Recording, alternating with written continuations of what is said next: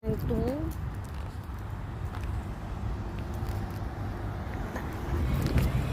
Hello, dito naman kami, gala. Punta kami ng Amerika. Ito, bago sadik.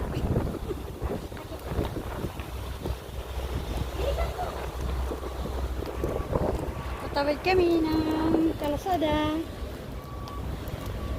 Mag-grocery naman kahit walang pera. Filipino style, mag-grocery. Pupunta sa mall, tapos wala namang pera.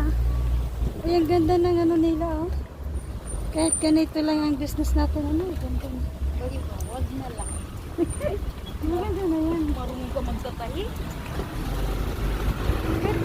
Kahit ganun lang na tindahan, okay na yun. Hindi naman tindahan yun, loko. Hindi, magtindahan ka.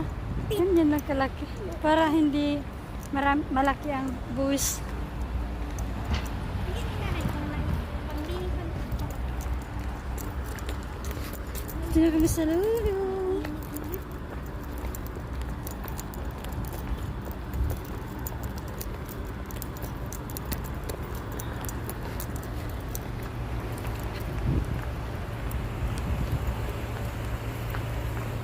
Bye-bye na. Thank you. Kaloko na ito, parang baliw. Bagay sa'yo.